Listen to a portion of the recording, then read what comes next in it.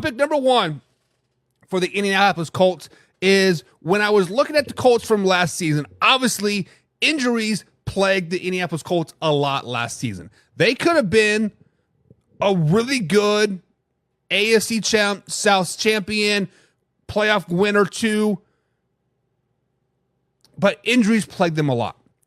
One of the biggest injuries that I think that the Indianapolis Colts had last season was Braden Smith. Braden Smith is their right guard.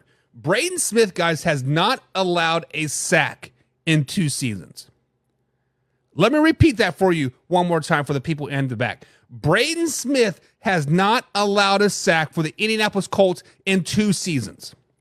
Yes, I know last year you only played about 8 or 9 games, but the simple fact of the matter, when Braden Smith is in there, the Indianapolis Colts are a one hell of a team. They are night and day difference when Braden Smith is in there. Let's flash back to week 18 last season, playing the Houston Texans. Braden Smith and Jonathan Taylor were both in there, both healthy, and Jonathan Taylor's getting 10 yards a pop, 11 yards a pop.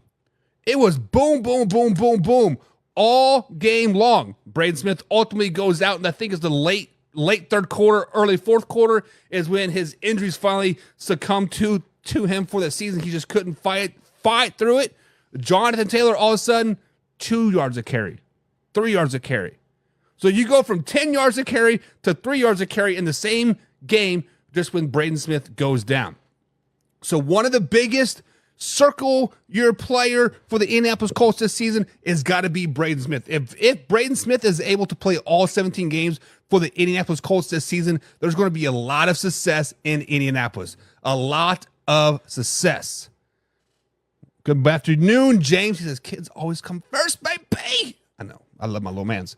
But Braden Smith, guys, Braden Smith is the bread and butter on that offensive line, and he is going to be healthy all season long. And he is going to be that anchor on that really stout offensive line, right? They have Rainman, which has kind of battled injuries as well. He needs to stay in the game as well. Still got Quentin Nelson as well.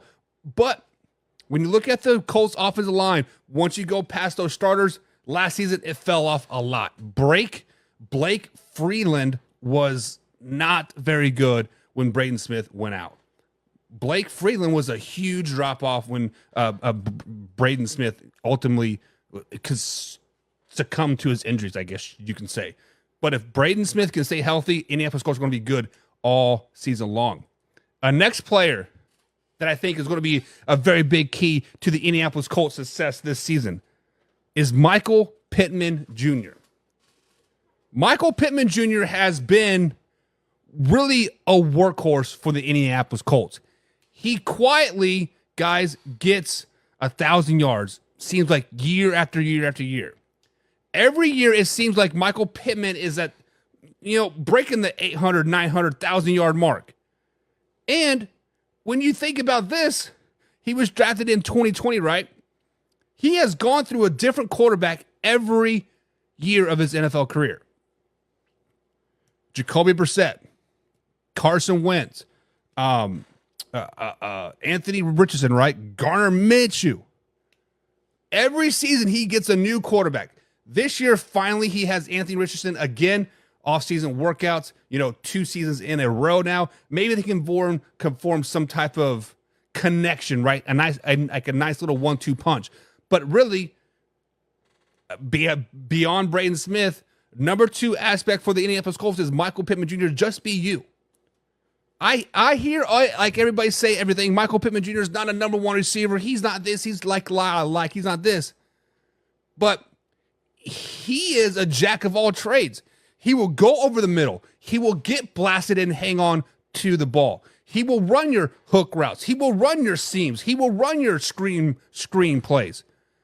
Anthony Richardson's first touchdown last season was a 40-yard screen pass to Michael Pittman Jr. The only knock about Michael Pittman Jr. that I could possibly get on board with is he does not have that downfield separation speed. You can still throw the ball to him down the field, and he's going to go up and get it.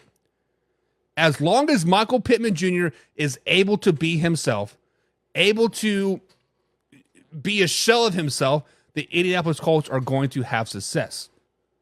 Matt Ryan was also a quarterback. Sorry. So Matt Ryan, Carson Wentz, Jacoby Brissett. 5 quarterbacks in 4 years. That's tough, baby.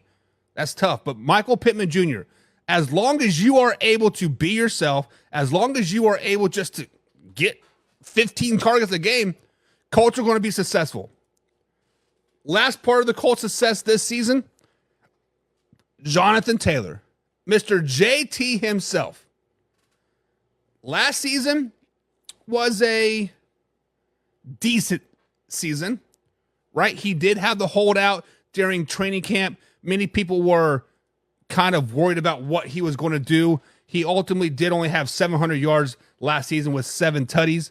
But the last 2 games of the season, week 17 and 18, when that offensive line was finally a little bit healthy, when Michael Pittman Jr. was in there, Gardner Minshew was starting to play pretty good football, Jonathan Taylor had 300 total yards in those final 2 games.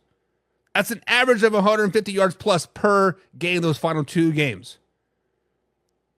Do you guys remember back in 2021 when Jonathan Taylor was just running over everybody?